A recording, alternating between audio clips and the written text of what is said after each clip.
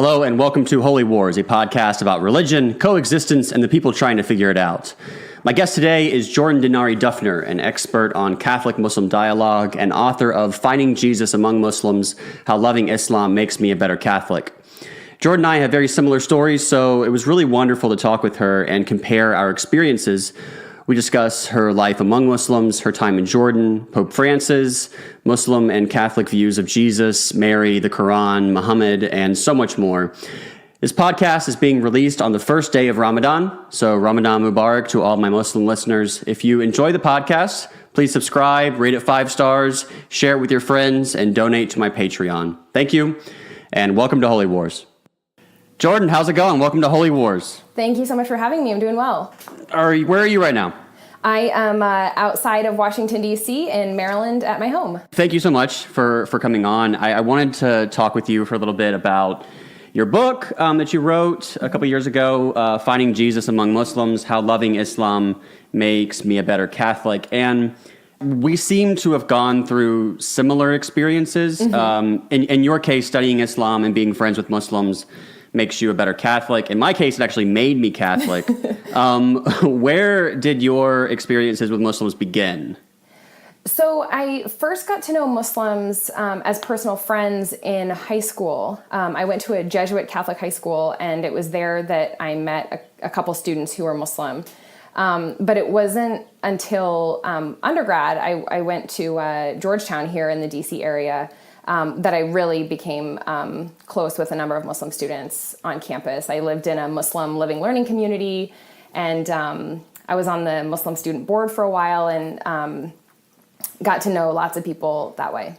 I was thinking about you a couple of years ago, or no, last year, because I went to Amman with Omar Suleiman with an organization called Helping Hand, and you and I actually had the exact same experience, and that was I was at this orphanage in Amman, and over a fence, there was a fence where I couldn't see what was on the other side of it, and a fruit seller drove by.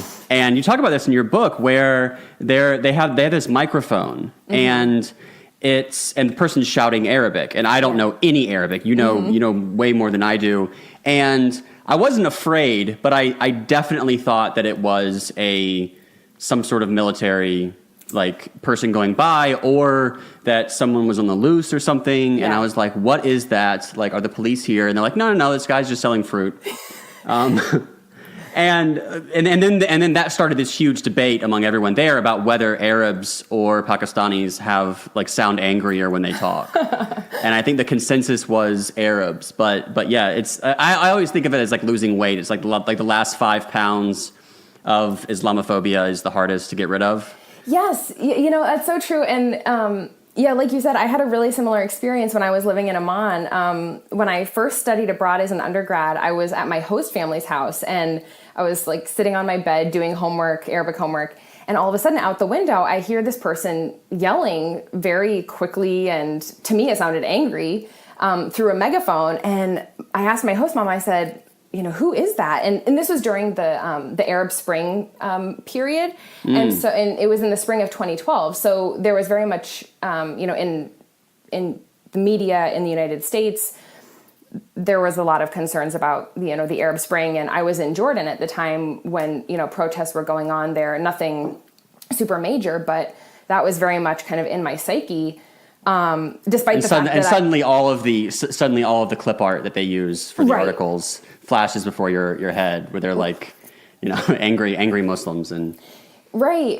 And so I asked my host mom, I said, who is that? And she said, it's just the fruit guy, the guy selling produce out of the back of his truck. And, it took me a while to learn all the fruit and vegetable names. And then I was able to realize that he was just shouting about the sales of the day. But like you said, the last 5 pounds of Islamophobia are the hardest to lose, because, by the time I had gone to Jordan, I was already concerned about Islamophobia. I don't think mm-hmm. I was calling it that at the time, but, I was concerned about how Christians and, people of my background viewed Muslims, and I had hoped to use my experience to help break down some stereotypes, but I was just kind of smacked in the face with the realization that, wow, I still have a lot of stereotypes myself, and trying to continue to work through them. How was your experience in Amman as a Catholic? It was really fantastic. in some ways, I mean, I feel like I was so able to be myself as a Catholic in Amman because it's such just a religious environment in general. You know, Muslim religious life is everywhere.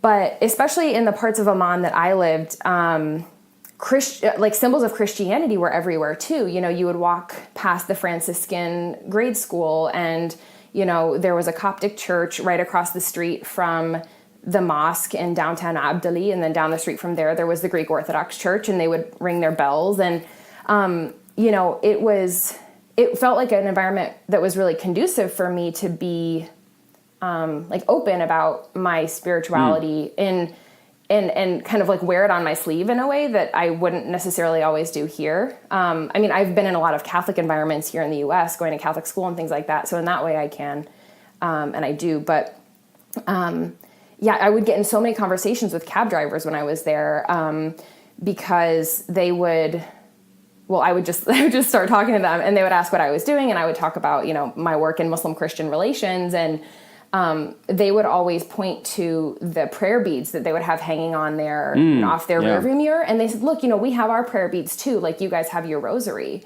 And, so I just felt like it was really easy to be, you know, kind of an open Christian person there just because Jordan is a place that really takes pride in its Christian minority. And I ended up actually teaching Catholic confirmation class at my parish when I lived there the second time. And so I just thought, you know, it's so, you know, kind of ironic that I would come to a Muslim majority country and be teaching fellow Christians, you know, for prepping them for confirmation and stuff. So it was which parish was this? Oh gosh. I went to the church that I went to when I was there was the St. Joseph. Yes. So, and was that in Jebel Amman? Do you remember? Oh, I have no idea. Yeah. So, I want to say it was Annunciation Parish in Jebel el-Webde. So I would go to English masses that were done by the Jesuits, and those would happen at a bunch of different parishes. And then the Arabic mass that I would go to the second time I lived in Jordan, gosh, I'm like kind of embarrassed that I'm forgetting, but I think it was Annunciation Parish. Yeah, when I was there, I looked up. I was trying to look up, you know, mass times, and I realized that no matter what country you're in, Catholic websites do not put their mass times on the front. Like you go to these Catholic websites, and you know, in America we always complain about this, but every Catholic website, the front of it is like you go on there and it's all got all the different things they provide. And you're like, I'm just looking for confession. How do I get to confession? And that should be the very first thing they have. And I even looked up, I have this app called Mass Times where you just press where you are and it tells you where you are. And so I went to this mass. I get there and everyone there is Filipino. Right. Which was not at all what I expected. Yeah. And I was the only non-Filipino person there, and I was one of two men. It was me, the priest, another guy, and like 300 Filipino women. Yeah. And I was like, oh, okay. Yeah, that was a big shock to me when I arrived, just how big the Catholic community was, you know, not just the Arab Catholic community, but then all of these, you know, people who were coming from other countries who were working in Jordan, many of them being Filipino. And actually, I became very close to two Filipino women who run this Catholic library in Amman. And they like took me under their wing and they would take me to different pilgrimage sites and stuff. So I went with them in the north of Jordan to a shrine to Mary, and then also to the site where Elijah is thought to have been born. And that was just super cool. And, you know, not the type of thing that I at all imagined when I first decided I would go to Jordan. Yeah, I mean, this is sort of a digression, but one thing that because I visited all those sites in Jordan and where it's like, oh, this is from the Bible. And where just for some reason when I was a kid, you know, reading the Bible, I always just in my head pictured all of this happening like in the mountains of North Carolina or just on the beach or something of South Carolina. And then I'm like there and I'm like, oh no, this is okay. This is all right. This makes a lot more sense. Like this makes the parables. Yeah. Oh, okay. Like right, this, you realize why there's so many like sheep and shepherd parables when right. you're not just in the outskirts, in the rural areas, and there's sheep and shepherds, but you're in like suburban Amman, and some guy corrals his sheep through the street, which definitely Right. happened to me more than once. I was like, okay, this makes sense. You talk in the book a lot about dialogue, and I think people use that term a lot, and it's gotten to the point where, like, whenever I hear that word, I tend to roll my eyes. What do you mean by dialogue, and what is the goal of dialogue? I'm really glad you asked that, because I agree with you that I think a lot of people have very different ideas about what dialogue is and what it's for. And I could talk about this for a while, but, I think when we typically think about dialogue, we think about people sitting across from a table and talking about like thorny theological topics and, staking our claim and, maybe finding common ground, but maybe disagreeing and kind of duking it out and, on beliefs and doctrine and that kind of thing. But for me, and this is, I am really inspired in many ways by things the Catholic Church has put forward. For me, dialogue is more about, everyday relationships. John Paul II and, Pope Francis and others too have talked a lot about the dialogue of life, which is just living in friendship and living in friendship with people who are of other religious traditions, and sharing our joys and our sorrows, and having an open relationship where we can build one another up and be there for each other. And, when we talk about what dialogue is for, I think a lot of times dialogue can be subordinated to other goals, like goals that we have, whether it's like solving some sort of social issue or something like that. And I think both on the or conversion. Well, right, of course, or conversion. Yeah, so the idea that the reason you're involved in dialogue is that it's some sort of prelude to convincing the other person. Right. And for me, there is a type of conversions, that goes on in dialogue, but ultimately it's sort of this, I see it as this joint conversion that happens together towards God. And that might, that doesn't necessarily mean anyone's changing their religious affiliations, but hopefully in relationship with the other, growing in deeper relationship with God. And, I draw a lot on, this Catholic priest named Father Christian de Churget. Yeah, tell me about him. Yeah, so he was, if you've ever seen the movie Of Gods and Men, about the monks in Algeria who were killed in the 1990s, he was the abbot of the order there. And if you haven't seen it, I highly recommend it. You would really enjoy it. So he did a lot of writing on, the significance of dialogue with Muslims and living among Muslims in Algeria, which was very much his vocation. And he talks about dialogue as digging a well to God together. And he, the metaphor sort of comes from his friendship with a Muslim that he knew in Algeria. And they would always kind of talk about their friendship and their conversations and their time together as digging a well together. And one time, the friend came by and said, "Hey, Father Christian, are we going to go dig our well?" And Father Christian responded, kind of in like a snarky sort of way. He said, "Well, what are we going to find at the bottom of the well? Is it going to be Christian water or is it going to be Muslim water?" And his friend said, "You know better than that.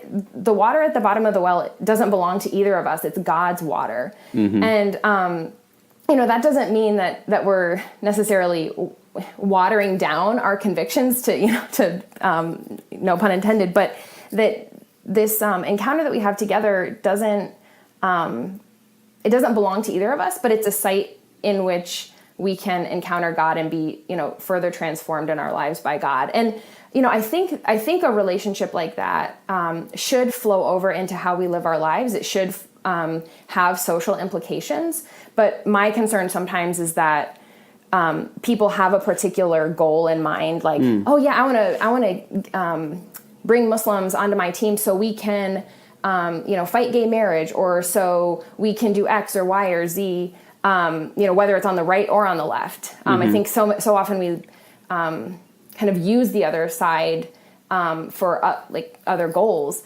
And I think the relationship itself and just being in that relationship with God at the center is important. And then from that, hopefully positive things can flow and we can change the world for better, through that. Yeah, that's a really good point. And I feel like there's this attitude that a lot of people have where you have to learn a ton of stuff before you interact with someone. Yeah. That you have to, for example, like if you meet people who are Muslim, well, you got to Google things not to say around Muslims before you do that. Or you have to, so you're trying to learn a set of rules for how to do that. And it makes, a lot of people are really, really anxious. Like I know when I worked with people with disabilities, there were people who didn't want to volunteer to help with like our softball games because they were literally they would say they were afraid that they might offend someone with something they said.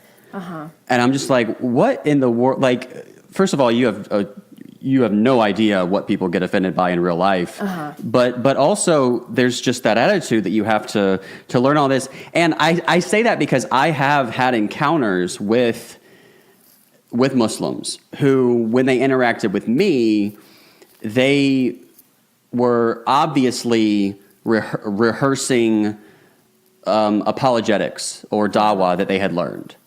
And they were arguing with me about Christianity, and they had the things that they said. And I realized that they just weren't talking to me. They weren't actually having this, like what you call the dialogue of life, where they weren't interested in discovering anything together. And I realized how much I had done that in the past with Muslims, where I thought about my apologetics classes in college and stuff where you like learn all these things. And well, if they say this, then you say this. And these are the top 10 Bible verses, to use against someone who says this. And it's important to know all those things in order to know why you believe what you believe. But it really does treat the other person as just a project. Yeah. All of that is really difficult because to your previous point about not wanting to say anything that's going to be offensive and all of that, I'm glad that people have that concern to be respectful. But I hope that we all can move to a place where we just, from the first point, assume goodwill in the other person. And because that way, we don't get offended when someone says something that doesn't sound right to us. But we also the other person who says it can also be open to changing, and not feel threatened by that. Because I think it's really hard to admit that, that we've changed our minds. Right. So. Right. And dialogue is tough. It's not, that is definitely one thing that I've noticed about the use of the word dialogue a lot is that it seems painless. Yeah. When people talk about it, but a lot of times it's tough, and it's and coexistence is tough. And I'm a big fan of messy coexistence. To use Jordan as an example, people are living together very, very publicly about, representing their faith, whether it's, Christian or Muslim or Jew, people are not just keeping it all private inside their homes. It's very public, and it's kind of just this chunky mess of religion. And it's interesting because it's in a monarchy. So I guess they're not afraid that the other people are going to come in and vote a certain way.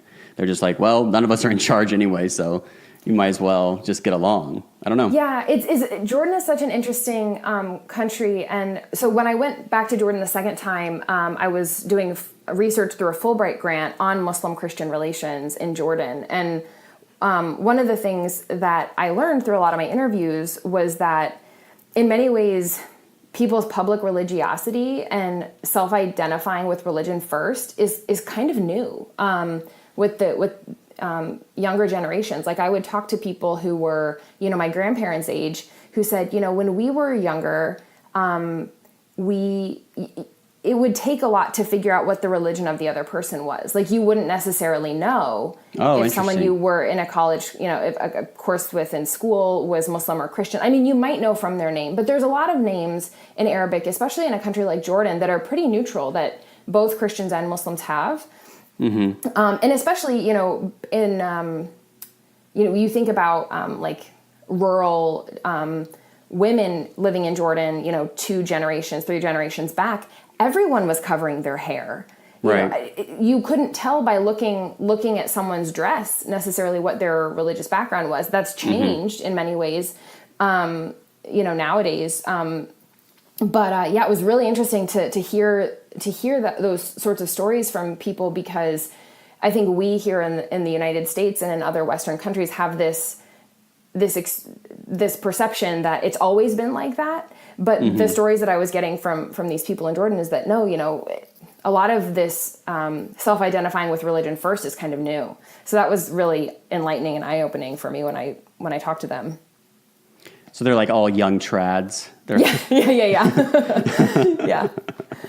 Yeah. Well, and media plays a big role. Like my research was on these television channels that were, I focused myself on the Christian channels and how they talked about Islam, but there were also Muslim channels that would talk about Christianity. And a lot of these channels would sort of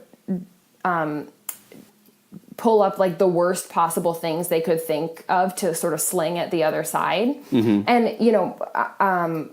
I knew Christians when I was in Jordan who would watch these very, what I would consider like anti-Muslim shows that were echoing sort of the same kinds of things that you would hear, in the United States on cable news or on, sort of fringe sites on the web. And I one time had somebody, a Christian man in Jordan, this was back in 2012, and he said, "Oh, do you know of Robert Spencer and Pamela Geller? You should read their stuff." Right. And I thought, how do you know who they are? Exactly, yeah. But it made me realize how globalized, this discourse is and some of these stereotypes are, and how, it's not just places, like the United States, which have a Christian or, non-affiliated majority that have certain kinds of views about Muslims, but that it's really disseminated, in many places in the world.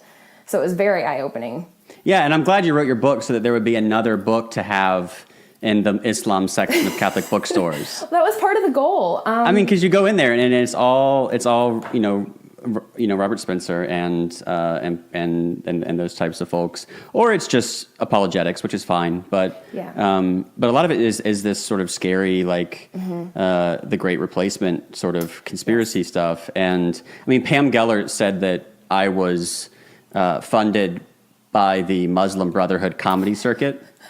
That's the expression she used on her page, and I just love the idea that the Muslim Brotherhood has a comedy circuit. Yeah. And then and I shared that, but then like later that night I was in bed and I was just like, do they have a comedy like why am I not on their comedy circuit? I'm right. Like you feel left out. Yeah. I know. Like, and like in their jail cells in Egypt, they're like, I think we need to get Jeremy McClellan for our next event.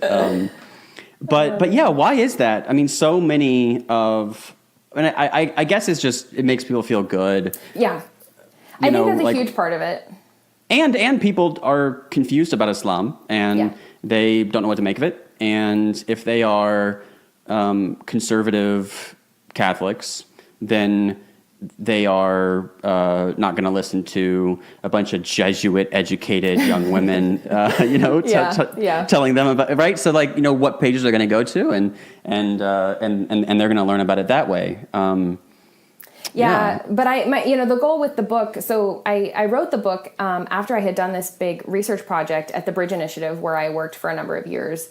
At the Bridge Initiative, it studies Islamophobia, and one of the projects that I did was looking at existing Catholic materials, like books and other things that talk about Islam. And one of the things I noticed was, first of all, there weren't a lot of books that I felt like I could recommend to a lay Catholic audience about Islam, sort of like as Islam 101 type of books, or also books that use personal narrative and stuff like that.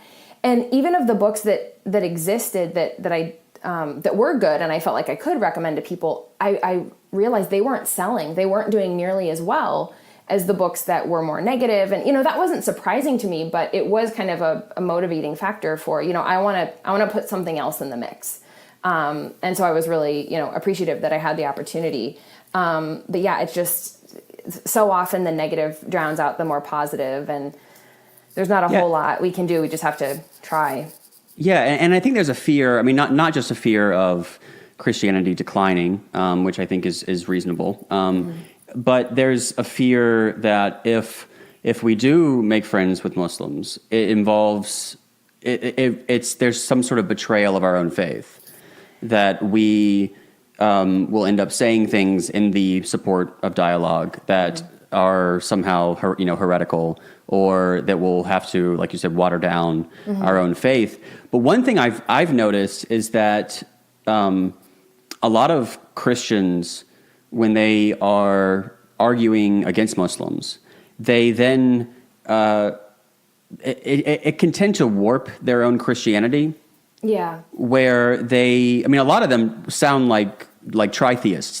They sound like they believe in three gods. Yeah. When they are talking against Islam. Yeah. Where they're starting to deny divine simplicity.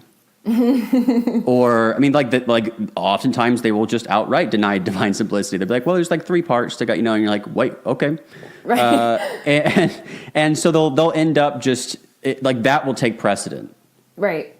Over their faith. And I think so often in situations of dialogue like this, both Christians and Muslims make really broad generalizations about Christian beliefs and Muslim beliefs, and kind of erase the diversity in their own tradition in order to make a case or to explain themselves to the other. But it's both of our traditions are so incredibly diverse, and at the end of the day, we're all trying to put language around these experiences that we've had of God. And, just within Christianity itself, there's so much diversity. And I think sometimes that gets lost. But even just, I'm trying to think, maybe on the Muslim side, different ways of thinking about the relationship between God and the Quran.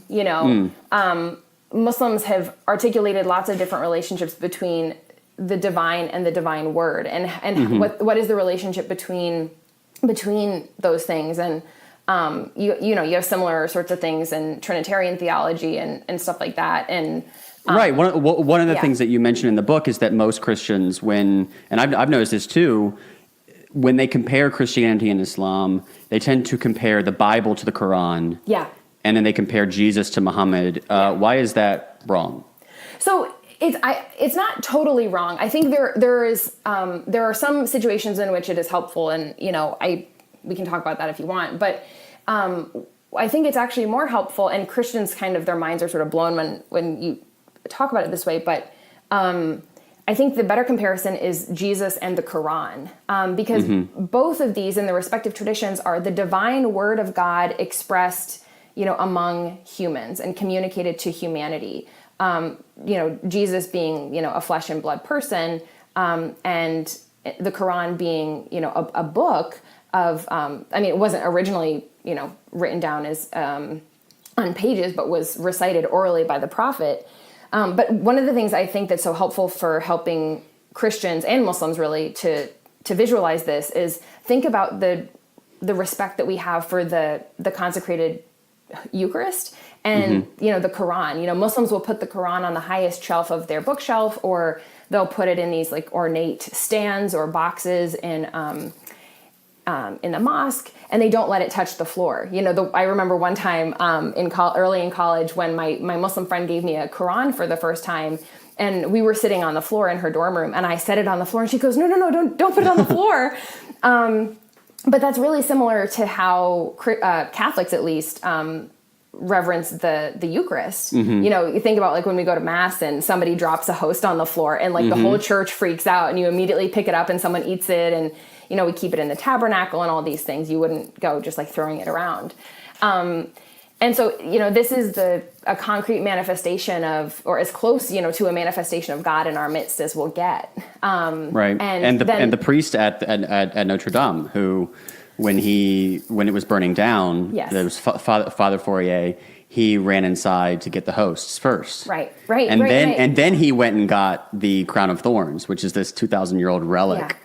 And that blew my mind, because, I mean, he had no time to think. It was just very natural for him that obviously you would go and get the consecrated host before you would get this 2,000-year-old, relic, because that's Jesus. Yeah. And the relic is good because it touched Jesus, but. Yeah. Well, and I also think about, I don't know if you've ever seen one of the movies about Oscar Romero, but there's a scene where I guess like a militant, like an armed militant comes in and starts shooting into, it's not when he was killed, but he starts shooting into the church, and the bullets pierce the tabernacle. And so the hosts kind of spew everywhere on the floor, and you just see Oscar Romero kind of crawling around on the floor, picking everything up and just sort of, distraught about it. But that's the left wing. That's the left wing version of yeah, that. exactly. The right wing version is when Poland had their I don't want to say coronation because they don't have a king, but it was and the prime minister or president, I forget. They dropped a host and it rolled across, and the president got up out of his seat and walked over to the. I was like, is this scripted? But you can watch it on YouTube. It's this really beautiful moment where he's not even thinking about himself. He's just and runs over and grabs it because it's rolling, because Jesus is rolling down the aisle. Yeah. Well, and to go back to sort of the Quran and Jesus, paradigm, I guess, or framework for thinking about Christianity and Islam. If it helps, because then we also think about the people that were the bearers who bore the word in the respective traditions. In Catholicism, I'm thinking of Catholicism sort of in particular. The emphasis is very much on Mary as the Theotokos, the God bearer, who was a human person, who was perfect, who was sinless, and who, despite her reservations and despite the challenges that she would experience, she said yes to God, to bearing Jesus, bearing the divine into the world. And then you have a similar sort of dynamic going on the Muslim side with the Prophet Muhammad, who many Muslims believe was a sinless person who, being not divine and fully human, still was the vessel through which God communicated God's word to humanity. And so, I think there are still ways in which it's helpful to put the Bible and the Quran in conversation, or see them as parallels, or to see Jesus and Muhammad as parallels in certain senses. Because I think especially in Muslim spiritual life and in Catholic spiritual life, Jesus and Muhammad play similar functions, as kind of these intermediary figures that we invoke and those sorts of things. But when I think sort of in theological discussions, that can lead us into misunderstanding sometimes if we forget that Jesus and Quran parallel too. Right, and the other comparison of the Bible to the Quran is very Protestant almost. Yeah. Where I used to be Protestant before a year ago, but the way that Protestants speak about the Bible is very much as if it just came down from heaven and was dictated to us, and then it's the inerrant, infallible word of God, right? And that's it. And so then it makes sense. And then when you have Muslim apologetics against the Bible, a lot of Protestants, in my case, it's really hard to know what to say, because the Bible is a collection of books that was written over a period of time that then got compiled by the Catholic Church. Yeah. And as a Protestant, you sort of don't want to say, you don't want to admit that. Yeah. You want to be like, no, but no, it all came down, and so meanwhile the Muslims are poking holes and all this stuff, and there's higher criticism, which is deconstructing the New Testament, and you're like, no. And whereas as a Catholic, you're like, yeah, fine, Yeah, right. Well, in some ways we have it a little easier in that respect. And one of the things that I really try to communicate to Catholic audiences when I talk to them about this stuff is to say that,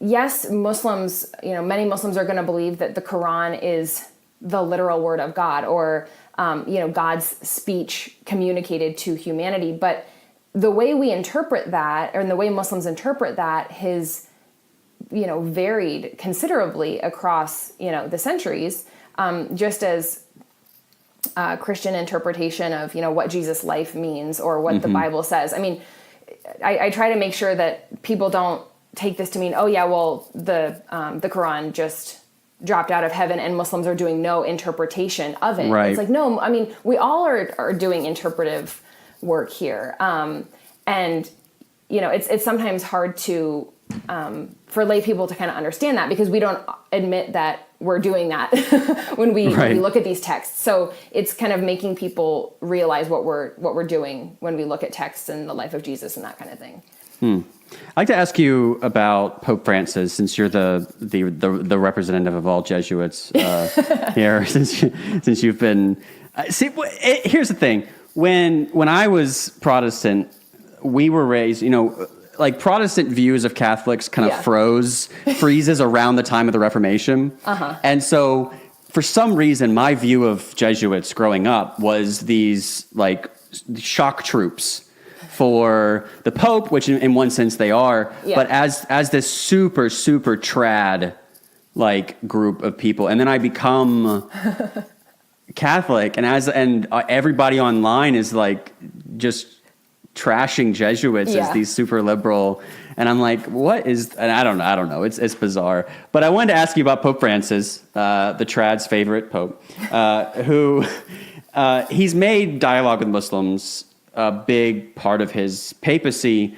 And what are some of the things that he's done that you've been most impressed by? So, I mean, this is not a groundbreaking observation, but I think so many of his gestures have been really impactful and really moving. Just the way in which he encounters people who are Muslim. And he's met with so many different people who are Muslim in so many different parts of the world, whether it's, people living in the suburbs of Rome or people, Rohingya Muslims who have fled violence in Burma and are in Bangladesh.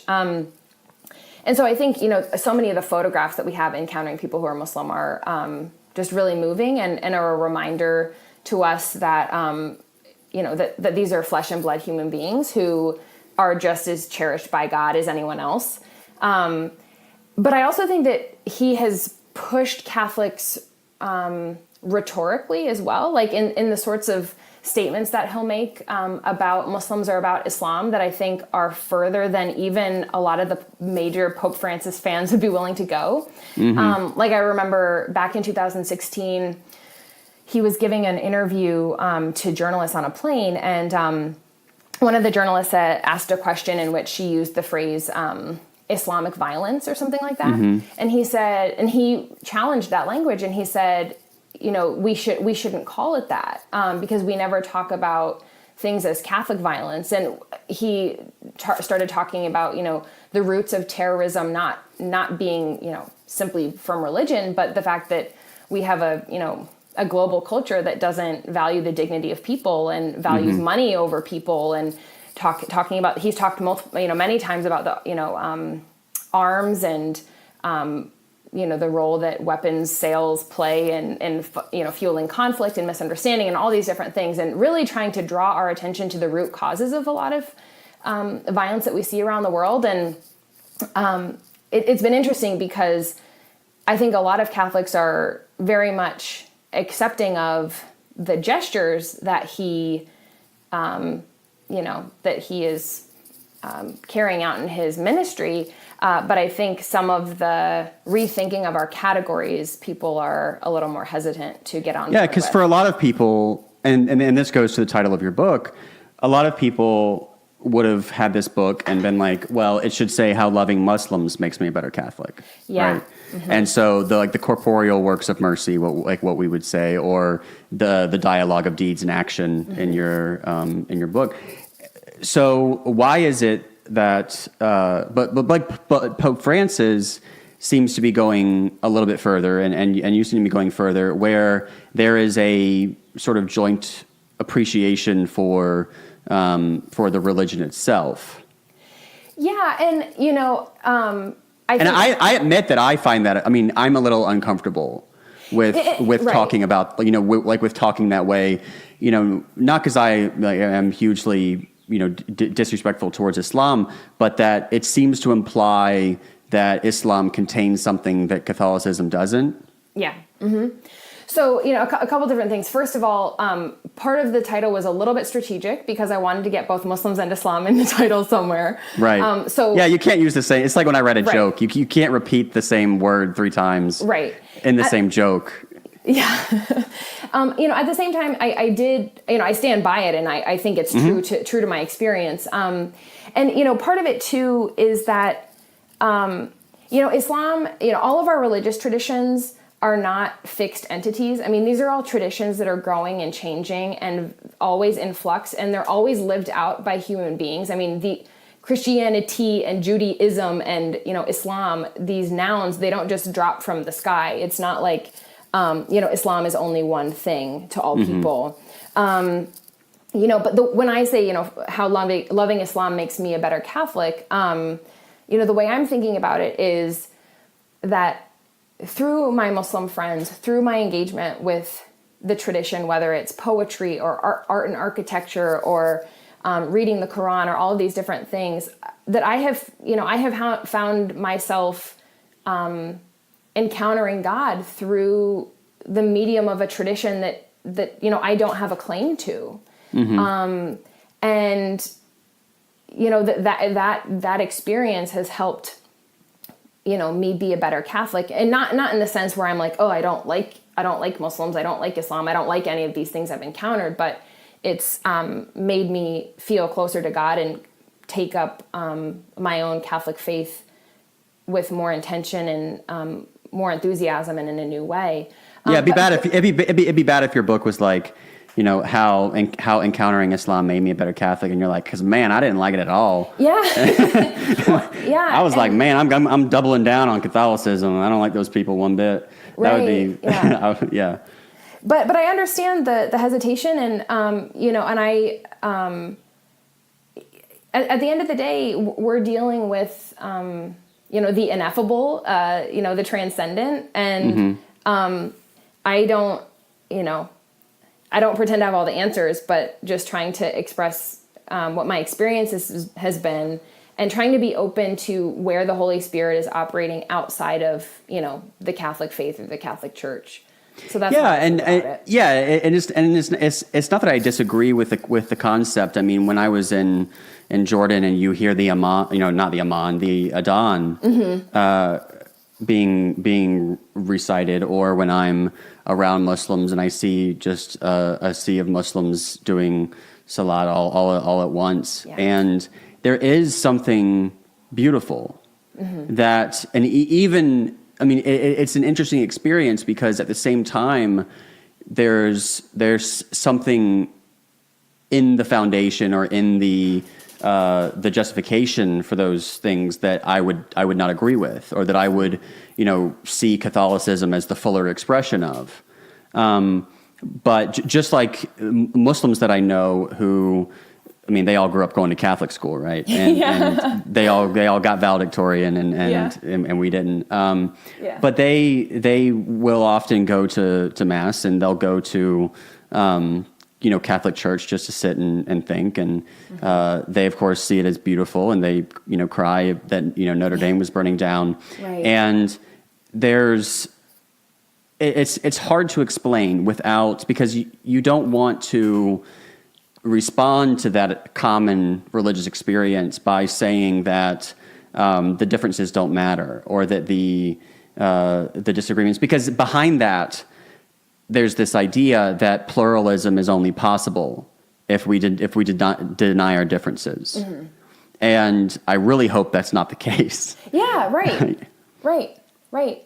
And I think it's just holding our differences and holding them with humility, and realizing that we're all trying to work through this stuff, and that our traditions are these sort of long, beautiful attempts at encountering God and making sense of that. And I think this is also why intra-religious dialogue is so important too, because, all of these things that we've been talking about, I think, find expression in, among Christian communities. And then, I think even in our political environment, like, among Americans, we have so many differences with, with our relatives and with people that we live with, but we live with them and we love them. And we see that God is working in their lives or whatever. And, I think sometimes we think that interreligious dialogue is somehow more difficult than those sorts of things. But, I find, dialogue. My parents are still Protestant. I mean, it's not, we didn't spend Easter together, Mm-hmm. and so that's tough. And it's tough talking to my mom about Mary. Mm-hmm. And it's right. And it's, like somehow we don't kill each other. Right. But it's, there's toughness. There's a difficulty to that is, can't be just resolved with, we love each other. We do. Yeah. And so, and obviously we're at peace, with each other, but there is that real, I guess, sadness that comes with the fact that, that there's, when you meet someone from a different tradition, I think there should be a sense of excitement and love, but there's also a kind of sadness at the fact that we're divided. Yeah, I agree with that to an extent, but I also, one of the things I say sometimes to people is that that I feel like the world would have lost something if there were no more Muslims, or if there were, if the world lost its religious diversity, I feel like we would lose out on perspectives on God, or just context, of encountering God that other religious traditions have offered us and have offered the world.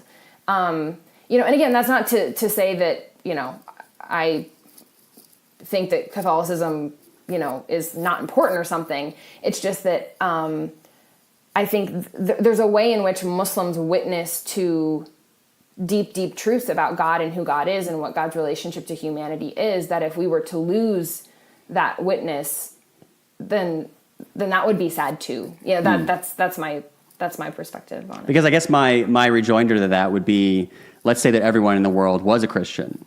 Would it be important to introduce non-Christian religion to that world in order to get a broader perspective, right? I don't know. It's even amazing just thinking what that would be like, But also, the thing I think about with that too is, I would hope that our religious traditions are having an impact on how we live in the world. Mm-hmm. And, I so often see how what do I want to say? I think that even if everyone in the world were to become Christian, if we're not living that in the ideal way, if the kingdom of, I don't think the kingdom of God would exist in this world simply if everyone converted to Christianity. Right. Yeah. I agree with that. So, and again, the question of like, because what kind of Christianity? Yeah. Well, and then everyone becomes Catholic. Right. And then a giant war breaks out between trads and. Yeah, well, Europe was not a good place, when the Catholics and the Protestants were fighting. So, like Tradical and woke space Jesuits lead their respective armies to battle, and those are Twitter accounts, by the way, if you're listening. No, I know. Just for any listeners who aren't up on Catholic Twitter. One of the things you talk about, which I think is interesting, and I was a history major in college, and I didn't use that. I mean, I became a comedian, but how similar Islamophobia is today with anti-Catholic bias in the past. And I wonder why that is. Why do you think that is? I think there's a lot of different reasons. I think part of it is, whoever the new immigrant group is, the majority will scapegoat them, and blame them for the problems that exist. But I think there's a whole lot of other, probably a whole lot of other dynamics going on too. But, what was so interesting to me in researching that and learning about it was how the Jesuits specifically were sort of the major boogeyman. Like they were the Muslim Brotherhood of, right, yeah. Anti-Catholicism. They were thought, oh, they're infiltrating the government, and Catholics who are in U.S. government are going to want to subordinate the Constitution to canon law. I mean, and when I was at the Bridge Initiative, we put together this quiz that was it was a series of anti-Catholic, anti-Jewish, and anti-Muslim statements that had been said, over the last 150, 200 years in the United States. And we took out the things that would have identified them as Catholic, Muslim, or Jewish. Oh, interesting. And the point of the quiz was that there was no way that you could actually get everything right, because they sounded so similar. Like I would read things that were said about Catholics and think that sounds exactly like what people say about Muslims today. Their women are oppressed, and they're forced to wear head coverings, and they're chained up in the basement. Yep. And you're like, oh wow, that's and it turns out that's from this nun scare. Yeah. In the 1800s, where they thought that all the nuns were chained up in the basement of their convents. Yeah, and so I think one of the things that's so important with Catholics is to reintroduce them to that history, because I grew up part of my dad's side is Italian Catholic, but I didn't grow up learning about the fact that, when my ancestors came to this country, they would have been faced with a lot of that sort of suspicion and that kind of thing. I just grew up, thinking I was white and not really being cognizant of any of that sort of history where we were seen as different. Well, because you are white now. Exactly, right. Right? I mean, my wife's family is Polish Catholic, and they're white now, but they wouldn't have been 100 years ago. And I think about that a lot in reference to the connection between anti-Catholicism and anti-Islam sentiment, where I think it has to do with this fear of a minority population that is not 100% loyal to the nation state and the market and all of these other forces that create a kind of universal culture. Yes. Where everyone in America has to be the same, and we all have to wear the same clothes and look the same and have the same food. And there's a little bit of diversity in there just for flavor. Right. With food and skin color, but don't get carried away, right? Certainly don't wear anything that's you're obviously submitting yourself to a god, right? And you might have commitments that conflict with your allegiance to the nation state, or the market or whatever. And there's that fear. And so there's this thing that every minority group has to do, which JFK did, where he's like, trust me, I'm not going to do that. Right. And they have to go out there and they have to let everybody know, don't worry, there's not going to be any of that. And then eventually we assimilate, and then we become white. Yeah. Right. Yep. No, I think you're so right. I think that element is definitely present there. And I mean, and the question for Muslims is that, will they ever be considered white? Many of them never will. And so that... And do they want to? Right, exactly. And should they have to, And I know that Arab communities, who came in the 20s and stuff, they very much petitioned to be considered white in the census. But now, the new generations are saying, no, we don't want to be considered white. Why did we give over our identity when our ancestors came here? And it's a good question, and it's something that, is an open question people are struggling with right now. Yeah, it's interesting because, I grew up very conservative Protestant, and I was raised basically not to assimilate. I was raised with this idea that the dominant culture was sinful, and it was trying to corrupt us, and we needed to form local communities, kind of like the Benedict option, but back in the day, and we needed to resist this process of hegemony and homogenization. And now I find all of those same people why won't Muslims just just assimilate? And I'm like, you told us not to. Yeah, it's just as human beings, it's so easy for us not to realize when we're being hypocritical, and not affording others, the same sorts of treatment that we would want for ourselves. And that's a perfect example of that. How do you talk to Catholics who, besides giving them your book, which everyone who's listening to this should order and buy a copy for yourself and buy a copy for your Christian, bookstore or whatever. And yes. And then turn all of the Robert Spencer books, around and or put the cover of the Robert Spencer book on this book. Yeah. So that then when they buy Islam's destroying, cartoons are fun or something. Right. Like they'll get your book and like, man, this guy's a lot woker than I thought. But yeah, how do you talk to people about that? What's your first thing? Like when you hear people who express things like, Christians and Muslims, we don't worship the same God. Yeah. Like, how do you?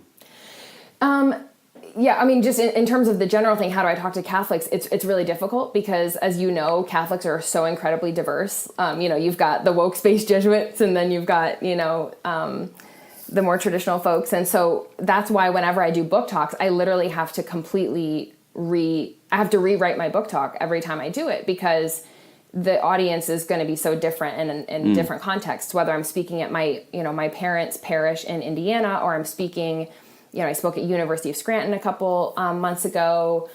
I spoke in rural Virginia recently. So it really depends who I'm talking to, where my starting point is. But in terms of this question of, do we worship the same God? One of the things I try to draw people's attention to is John Paul II and his views on that, because he was even more adamant than Pope Francis is that, we do believe in the same God, despite the fact that we believe different things about God. Mm-hmm. And I try to point to the documents of the Second Vatican Council. Again, it's some audiences will take that better than others. So I deploy that, strategically. That's funny to me. It's. I was talking with Murtaza Hussein mm-hmm. on the first thing of this podcast, the first episode of this podcast. And one of the things that I noticed that my friend Patrick mentioned is that it's a weird time to be Catholic where you can tell how Catholic somebody is by how much they hate the Pope. Mm-hmm, mm-hmm. So like if someone hates the Pope, that means they're super Catholic, yeah. or they're not Catholic. Right. But if they like him, then they're kind of it's just like this funny thing. But yeah, well, and that's why John Paul II and his outreach to Muslims and his really, I think, groundbreaking statements about Muslims and our similarities is not just really important for Catholics to know about, but it's also really useful for me and what I'm trying to do, because if I'm talking to an audience who is not a fan of Pope Francis, then I foreground JP2, who they love. Mm-hmm. It's also just a really easy way to kind of build, not easy, but it's a way I attempt to kind of bring together those two sides where you realize both JP2, and Francis had this as a priority.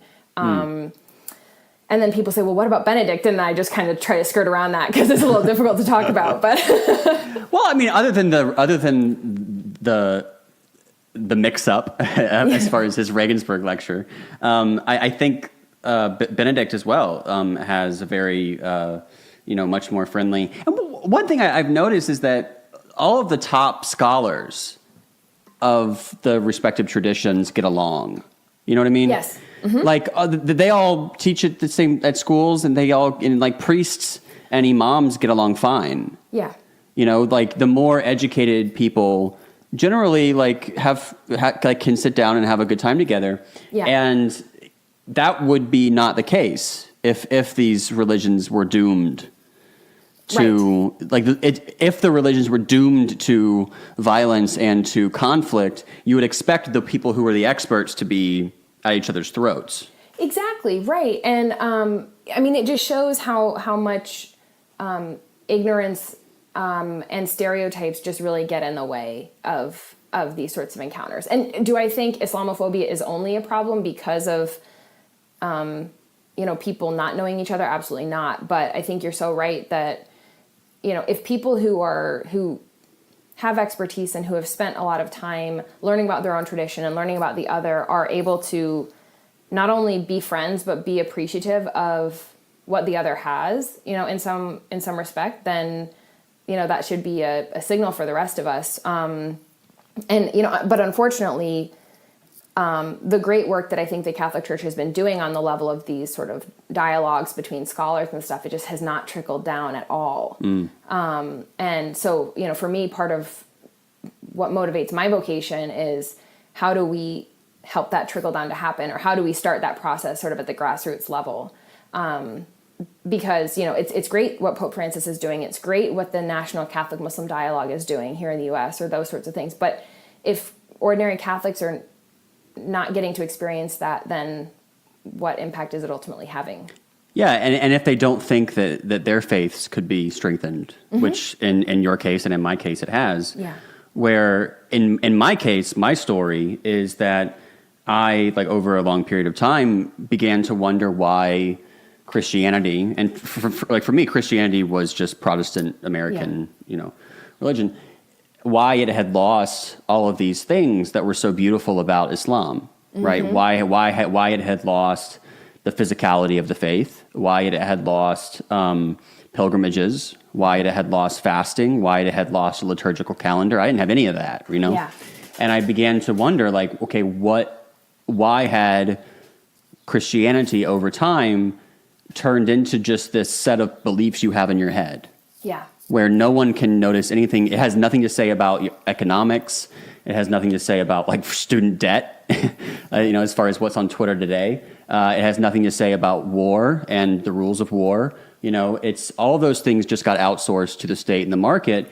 And then we got to pretend that we were peaceful because Christianity just referred to stuff in our head, Exactly. Yeah. And so we could kill people, but we weren't doing that as Christians, right? We might fly the drone that kills a bunch, a wedding in Pakistan, but we didn't do it as Christians. Yeah. And you're like, well, but then a Muslim does it, and he's obviously doing it as a Muslim, right? Because by Islam they mean everything, right? Right. Yeah. And so now I was like, okay, so that's a trick that we're doing. We have tricked people into buying that. And so obviously Christianity looks peaceful and we don't have to take responsibility for all of the bloodshed that we've, unleashed on the world. And then, okay, so how do we get this way? And then that just made me work back. And then I'm like, oh, okay, it was Luther. Everything always goes back to Luther, right? Yeah. But it's, and so, you and I, telling our stories and talking to people about this stuff, I hope we'll do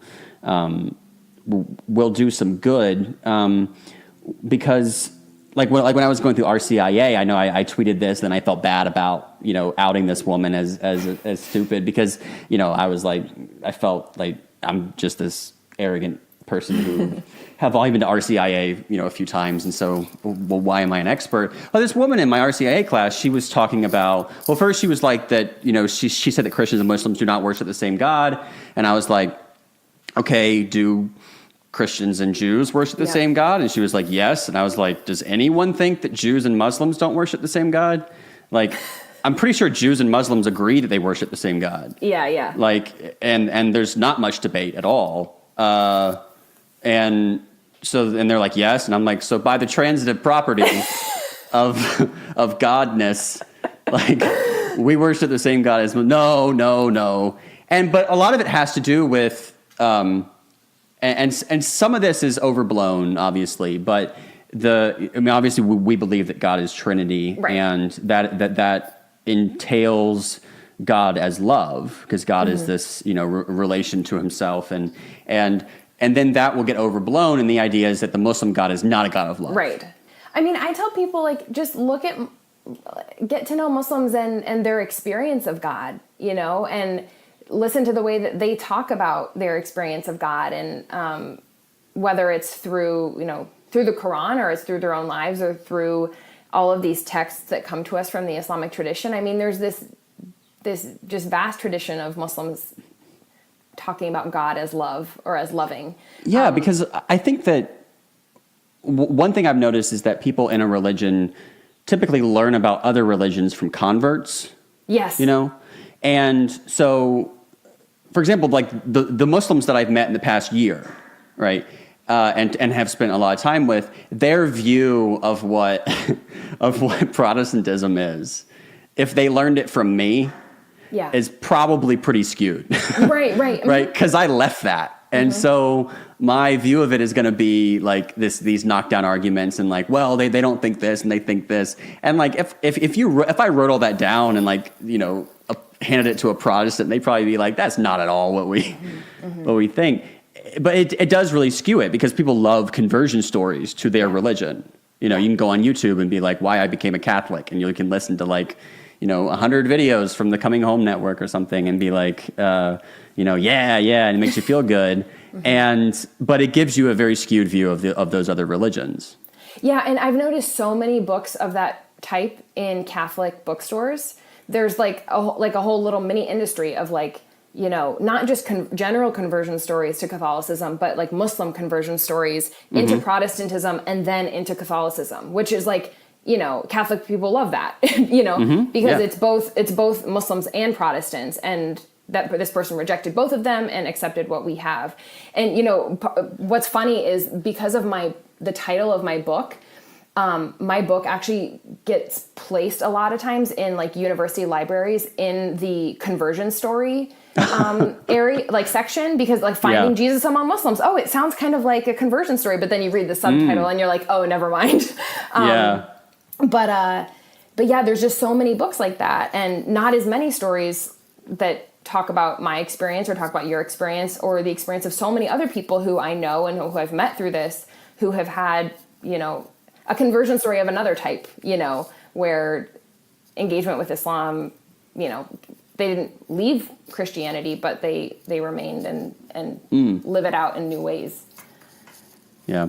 Well, we could talk forever about all this, and I'd love to have you on again at some point, but this has been a lot of fun, and this hour has gone by really fast. Thank you so much for coming on. And once again, your book is Finding Jesus Among Muslims, How Loving Islam Makes Me a Better Catholic. Jordan Denari Duffner, thank you so much for coming on Holy Wars. Thank you so much for having me. Great to talk to you. Thanks. That concludes another episode of Holy Wars. Thank you so much for listening, and don't forget to subscribe, share it on social media, rate it 5 stars on iTunes, donate to the Patreon. Every little bit helps this project keep moving forward. Until next time, I'm Jeremy McClellan. Thank you for listening.